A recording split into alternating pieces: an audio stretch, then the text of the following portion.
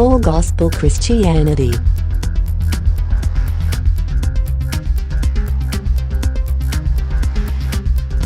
Are you a born-again Christian? Sometimes Christians ask such questions to each other. But why? Is there anything else? It's like entering a supermarket and picking out the right Christianity for ourselves. Frozen, semi-finished, lean, whole grain, pasteurized or genetically manipulated. Nevertheless, most Christians do this. They go to a congregation that transmits acceptable messages to them, and then they serve a modified product that is popular and acceptable to everyone. Quick to eat and digestible.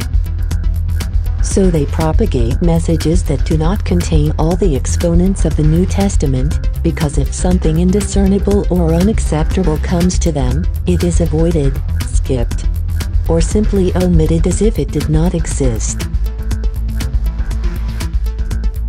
Let's look at the difference between churches, based on the example of bread baking.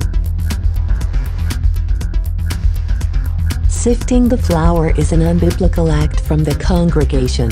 Of course, flour should be cleaned from unfitting things, but the sieve is usually used in refined bread types, the white bread, where the baker is already heavily involved in the composition of the raw material of the bread.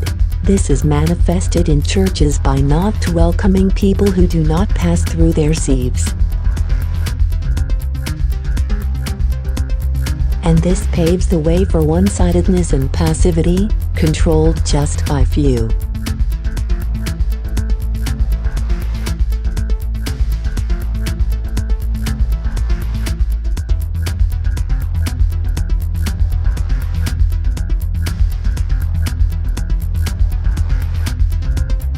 The white dough is finished, it is well groomed, but there is no hand to shape them into a unique form of the bread, and there is no fire that will bake it properly.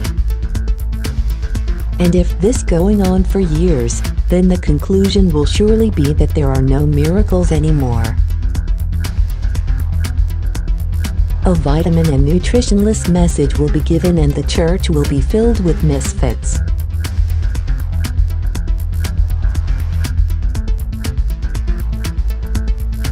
After a while they start to recognize these, and try to make some change.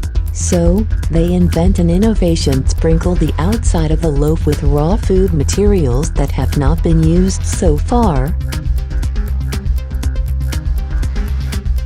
like sesame seeds, pumpkin seeds, raisins, dates, figs, sugars and the like. Strangely enough, these are almost all raw materials of Eastern origin, which is astonishingly delicious, if only the bread is concerned, but it could be a danger to the churches. There are thoughts or practices that have been taken from other religions, and so the message of Christ is being degraded into a show. Non-believers are beginning to inquire about this weirdness, and the half-gospel congregation see this like a big success. Then these stupid questions comes again: are you a newborn Christian? As if there was something else too. How do you recognize the full gospel churches? By seeing real bread, by touching real bread, and eat by eating real bread. Because Jesus is the living bread himself. The fire necessary for baking the bread. It gives you the alertness to evangelize to anyone who is sent by the Lord on the bus or on the streets or at clubs. So Christians are active in places where they are subject to constant danger. They are busy on places where nobody dares to go. And the fire makes them stronger, because iron sharpens iron. Probably there is your place too, if you are truly in Christ. Frozen, semi-finished, lean, pasteurized or genetically manipulated churches will solve their own problems. If you are in Christ, follow his instructions, not something else.